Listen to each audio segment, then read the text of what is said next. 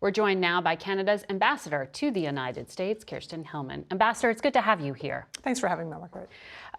You just heard the Homeland Security Secretary say there are conversations with your government.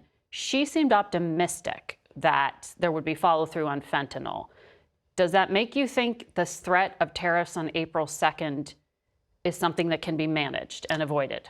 Well, I hope so. I mean, I think that we are in a very good place in our discussions with the U.S. administration on fentanyl. We have invested a lot of new resources. We have given our law enforcement new powers, and we have responded to the requests of the Trump administration with respect to cooperative effects in getting at the sources. So the organized crime, the precursors coming from China. And we've had some really, really good discussions. So we're optimistic. And I just would say, and I think it's important for your viewers to know, fentanyl is a very serious problem in Canada too. On some days, we have more deaths per capita than you have here in the United States. So we take this very seriously. It is not a big issue between our two countries. Less than 1% of the fentanyl that is seized in the United States is coming from Canada. But every ounce can kill families and people. So we're taking it very seriously. But you are indulging the premise that that is the actual motivation for the tariffs rather than leverage for a free trade deal or just because President Trump believes in them? Well, I think that this set of tariffs, the 25 and 10% set of tariffs, we have been told repeatedly that it is about fentanyl and security at the border. There are other tariffs that have been discussed, and the president has raised other issues as motivations for other tariffs, reciprocity and fairness, and maybe some changes that he'd like to see to our USMCA, our trade agreement. So those conversations are going to happen as well. So President Trump said Friday he may put tariffs on Canadian lumber and dairy Monday or Tuesday. Here's what he said. Take a listen. Canada has been ripping us off for years on tariffs for lumber and for dairy products. 250%, nobody ever talks about that. 250% tariff, which is taking advantage of our farmers, so that's not going to happen anymore. They'll be met with the exact same tariff unless they drop it, and that's what reciprocal means. On another network, the Commerce Secretary said no, that's actually on hold till April 2nd. It's confusing for us to follow this along. Is the clarity with the two governments any better? We are in active discussions with Secretary Lutnick, and those discussions are heading towards April 2nd.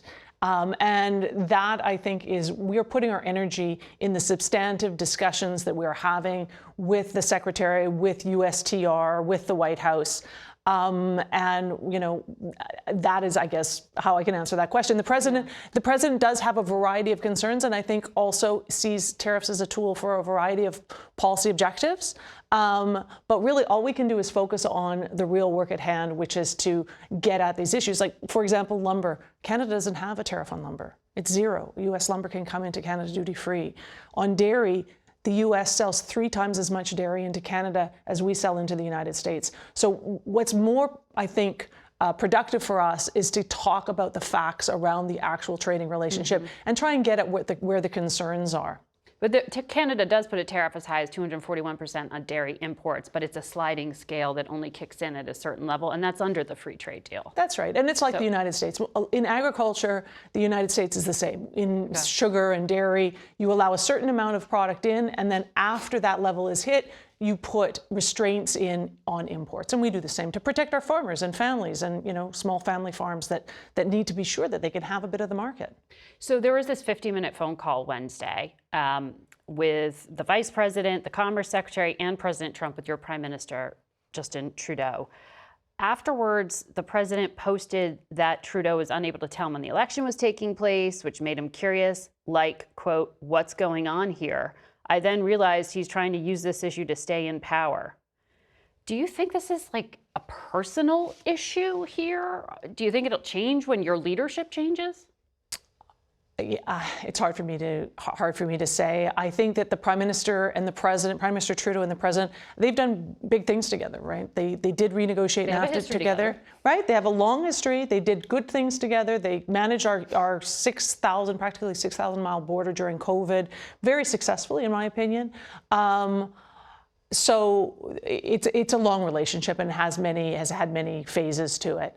We will have a new prime minister this week. Today, the Liberal Party will elect a new leader. That new leader will be sworn in the coming days, and that person will become Canada's prime minister. Those are facts that are not going to change. Do you think it will stop the vows from the president to talk about threatening to annex Canada? You know, I guess What what I is can, that? I'm not sure what that is. What I can say is that Canadians don't really appreciate it. They're getting a little bit frustrated with that kind of rhetoric. But more importantly, Canadians are frustrated with our neighbors, you know, the country that we feel closest to, the country that is partners, allies, often family, that we've gone to war with, that we've died with, that we come to each other's aid. Most recently in LA, but obviously 9/11. You've come to our aid over the years so many times. And we feel, Canadians feel,